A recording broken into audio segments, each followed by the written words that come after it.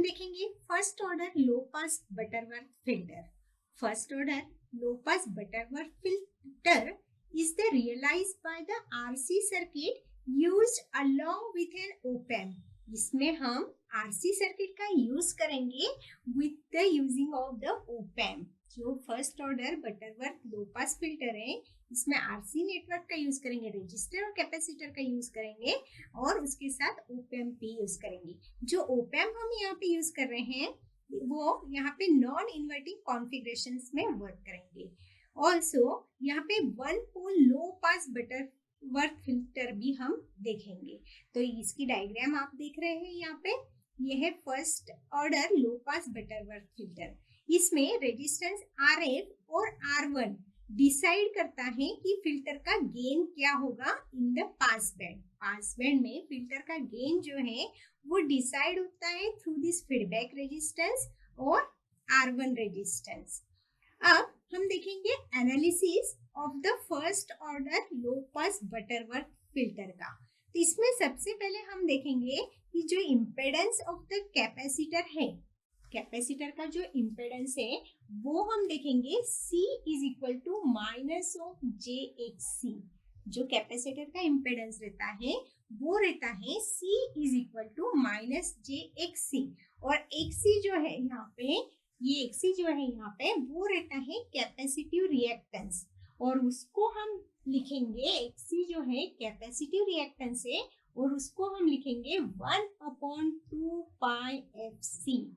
1/2 पाई FC. अब हम potential divider rule से देखेंगे.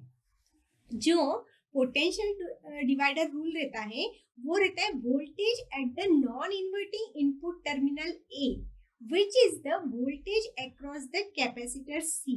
जो नॉन इन्वर्टिंग टर्मिनल के A पॉइंट पे जो वोल्टेज है और अक्रॉस द कैपेसिटर C के अक्रॉस में जो वोल्टेज है इसको हम देखेंगे. तो हमें जो अक्रॉस द A पॉइंट पे जो वोल्टेज है वो पहले हम कैलकुलेट करेंगे.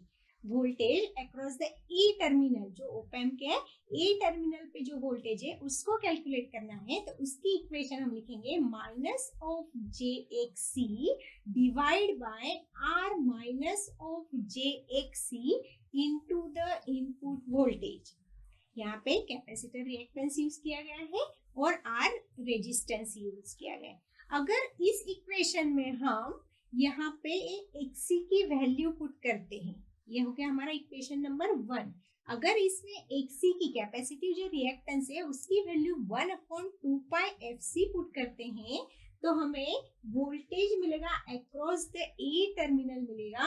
ये हो गया minus of J into XC की वैल्यू हम पुट करेंगे यहाँ पे 1/2 पाई FC divide by R minus JXC. तो J को बाहर निकाल के XC उसको मल्टीप्लाई करेंगे 1/2 पाई FC. ये हो गया हमारा VA. अब इसको हम into this input voltage VA, इसको अगर सिंप्लीफाई करते हैं तो VA जो मिलेगा हमें सिंप्लीफाइड वर्जन, इसको अगर हम सिंप्लीफाई करते हैं तो VA जो मिलेगा वो मिलेगा minus J divide by 2 pi FRC minus J. ये इक्वेशन यहाँ पे मल्टीप्लाई होके इसको हम सॉल्व करेंगे तो ये हमें सिंप्लीफाइड मिलेगा. यहाँ पे सिर्फ J बचेगा और multiply by this input voltage VA.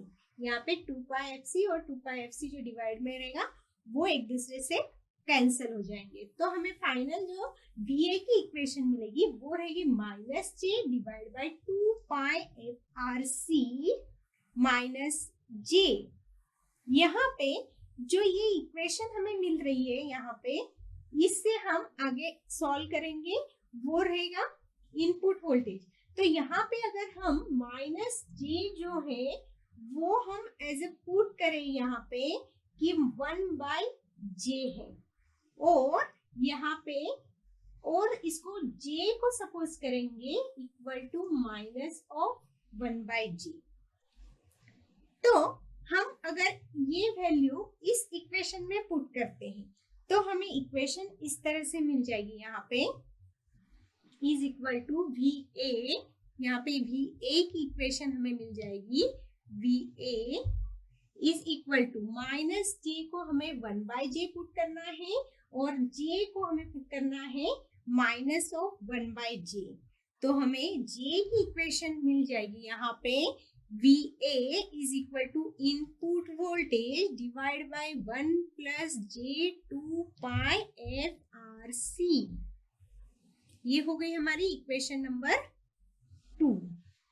यहाँ पे अगर माइनस J की वैल्यू 1/J पुट करते हैं तो 1/J हो जाएगा, और यहाँ पे माइनस J की वैल्यू हम जो है वो 1/J प्लस पुट करेंगे।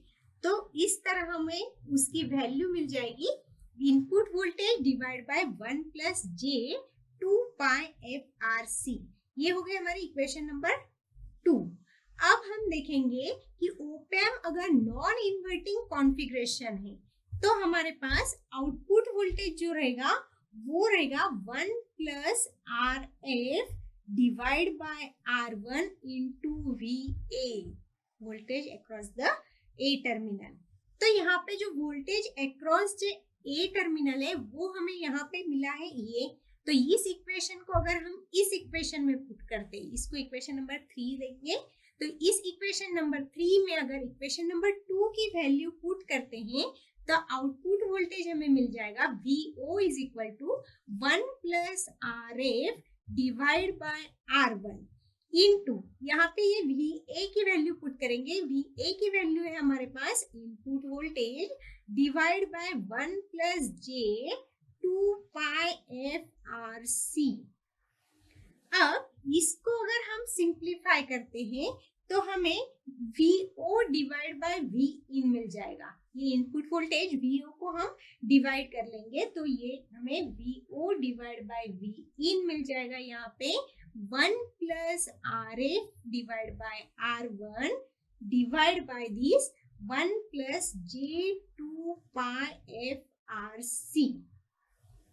अगर हम यहाँ पे AF सपोज करते हैं, जो गेन है विद द फीडबैक, वो यहाँ पे सपोज करते हैं 1 plus RF bye R1। AF जो है वो हमारा gain of the filter in pass band, जो AF रहेगा वो हमारा gain of filter in the pass band रहेगा। ये हो गई हमारी इक्वेशन नंबर 3, और इसके ऊपर से हम यहाँ पे गेन निकाल रहे हैं फिल्टर का पास बैंड का। तो और यहाँ पे जो हाईएस्ट फ्रीक्वेंसी FH, उसकी भी वैल्यू हम देखेंगे। FH is equal to 1/2 pi RC। FH की जो वैल्यू रहेगी, FH है हमारा यहाँ पे high cut off frequency of the filter. तो ये दो जो वैल्यू है, gain of the filter in pass band और high cut off frequency of filter, ये दोनों वैल्यू अगर हम इस इक्वेशन में पुट करते हैं तो हमें VO डिवाइड बाय Vin मिल जाएगा। Output voltage divide by input voltage हमें मिल जाएगा। यहाँ पे 1 प्लस RF बाय R1 होता है AF, तो इसको हम AF पुट कर देंगे डिवाइड बाय 1 प्लस यहाँ पे 2 पाई FRC है FH। तो यहाँ पे FH is equal to 1/2 pi RC है, तो उसको यहाँ पे पुट करेंगे तो वो हो जाएगा J into F divide by FH, और ये हो गई हमारी इक्वेशन नंबर 4। अब हम देखेंगे कि F जो है यहाँ पे वो ऑपरेटिंग फ्रीक्वेंसी है, और AF जो है वो है हमारा gain of filter in the pass band. FH जो है वो high cut off frequency of the filter. तो यहाँ पे output voltage divide by input voltage is the transfer function of the filter. यहाँ पे जो output voltage divide by input voltage हमें मिला है, ये ट्रांसफर फंक्शन है फिल्टर का, और उसको हम पोलर फॉर्म में एक्सप्रेस करेंगे। तो पोलर फॉर्म में उसको इस तरह से एक्सप्रेस करेंगे, output voltage divide by input voltage is equal to mod of output voltage divide by input voltage is less than of 5। ये हो गया हमारा पोलर फॉर्म में, उसको हमने एक्सप्लेन किया। जहां पे जो आउटपुट मॉड ऑफ जो आउटपुट वोल्टेज है डिवाइड बाय वी इन है, उसकी वैल्यू है F divide by under root of 1 plus F divide by F H bracket का स्क्वायर। ये हो गई mod of output voltage divide by input voltage की हमारे यहाँ पे वैल्यू। तो इसको हम दे देंगे इक्वेशन नंबर 5। अब इसके ऊपर से हम फाई कैलकुलेट करेंगे तो वो हो जाएगा हमारा phi is equal to tan inverse of f by F H, और ये हो जाएगी हमारी इक्वेशन नंबर 6। तो फाई जो रहेगा यहाँ पे वो रहेगा हमारा फेज एंगल रहेगा और वो रहेगा इन द डिग्री। अगर इक्वेशन नंबर 5 को हम डिस्क्राइब करते हैं as the behaviour of the low pass filter, अगर इक्वेशन नंबर 5 को हम as the behaviour of the low pass filter explain करते हैं तो उसके डिफरेंट टाइप्स हम देखेंगे। अब हम देखेंगे जो फ्रीक्वेंसी है वो अगर बहुत हाईएस्ट फ्रीक्वेंसी से कम है, जो f है वो अगर हाईएस्ट फ्रीक्वेंसी से कम है, हाई कट ऑफ फ्रीक्वेंसी से अगर कम है, तो हमारे पास जो output voltage divide by input voltage mod of की वैल्यू रहेगी AF, जो कांस्टेंट रहेगा। यहाँ पे output voltage divide by input voltage is equal to AF रहेगा, that is the constant value रहेगी उसकी। जब फ्रीक्वेंसी जो है हमारी ऑपरेटिंग फ्रीक्वेंसी वो कम रहेगी हाईएस्ट फ्रीक्वेंसी से। जब सेकंड केस में हम देखेंगे जो ऑपरेटिंग फ्रीक्वेंसी है वो हाईएस्ट फ्रीक्वेंसी के इक्वल है, तब output voltage divide by input voltage जो है मॉड में उसकी वैल्यू हमारे पास रहेगी AF divide by √2 is equal to, इसको अगर हम कैलकुलेट करते हैं तो इसकी वैल्यू मिल जाएगी 0.707 AF। ये हो जाएगा हमारा जब operating frequency is equal to the highest frequency रहेगी। थर्ड केस में हमारे पास रहेगा जब ऑपरेटिंग फ्रीक्वेंसी जो है वो हाईएस्ट फ्रीक्वेंसी से बड़ी होगी, ग्रेटर होगी, तब हमारे पास output voltage divide by input voltage mod of मिलेगा हमें, it is the less than of AF, AF से उसकी वैल्यू जो है वो कम रहेगी। अब हम देखते हैं कि जो फ्रीक्वेंसी रिस्पॉन्स डायग्राम है उसमें ये फ्रीक्वेंसी रेंज कैसे रहेगी।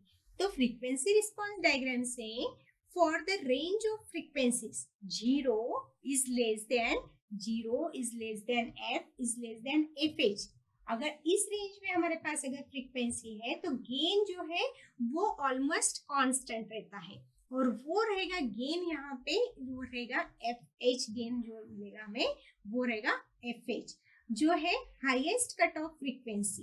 अब at the F is equal to FH, जब हमारे पास F is equal to FH रहेगा तब हम ये डायग्राम से फ्रीक्वेंसी रिस्पॉन्स से ये देख रहे हैं कि गेन जो है वो रिड्यूस होगा अप टू 0.707 AF तक, दैट इज इसकी वैल्यू रहेगी 3 dB down from the AF। 3 dB तक हम AF से उसको डाउन कर सकते हैं, फ्रीक्वेंसी रिस्पॉन्स डायग्राम में आप देख रहे हैं। जब हमारी फ्रीक्वेंसी इंक्रीज हो जाएगी FH से जब फ्रीक्वेंसी हमारी इंक्रीज हो जाएगी तो गेन जो है वो डिक्रीज होगा at the rate of 20 dB पर डिकेड। जैसे ही फ्रीक्वेंसी हमारी FH से भी इंक्रीज हो जाती है तो गेन हमारा जो है वो डिक्रीज हो जाएगा और वो रहेगा 20 dB पर डिकेड। ये डायग्राम में हम देख रहे हैं कि FH जब लेस हो जाता है और फ्रीक्वेंसी हमारी इंक्रीज हो जाती है। द रेट ऑफ 20 dB पर decade means decrease of the 20 dB in the gain पर 10 टाइम्स चेंज इन फ्रीक्वेंसी। जैसे ही 20 dB हमारा डिकेड गेन कम होता है, रेट कम होता है, तो जो गेन है वो 20 dB पर 10 टाइम्स जो है वो फ्रीक्वेंसी रेंज के 10 टाइम्स देता है। The same rate can be express as the 6 dB per octave, मतलब इसको हम ऐसा बोल सकते हैं कि डिक्रीज ऑफ 6 dB पर 2 times change in the frequency, यहाँ पे 6 dB से और कम होता जाता है। द फ्रीक्वेंसी एफएच जो है इसको हम यहाँ पे बोलेंगे कट ऑफ फ्रीक्वेंसी और ब्रेक फ्रीक्वेंसी, क्योंकि एफएच पे हमारे जो फ्रीक्वेंसी है डायग्राम में फ्रीक्वेंसी रिस्पॉन्स में वो एफएच जो है वो कट हो रहा है एफएच पे, और -3 dB फ्रीक्वेंसी और कॉर्नर फ्रीक्वेंसी पे वो कट हो रहा है। द फ्रीक्वेंसी रिस्पॉन्स जो डायग्राम है उसमें rate of decrease in gain is the 20 dB पर decade, that is it can be decrease. अगर उसमें जो गेन का रेट है वो 20 dB पर डिकेड है तो वो डिक्रीज हो रहा है, और ये इंडिकेट कर रहा है कि वो निगेटिव स्लोप है इन द फ्रीक्वेंसी रिस्पॉन्स, और वो निगेटिव स्लोप है -20 dB पर डिकेड। ये हुआ हमारा first order low pass Butterworth filter.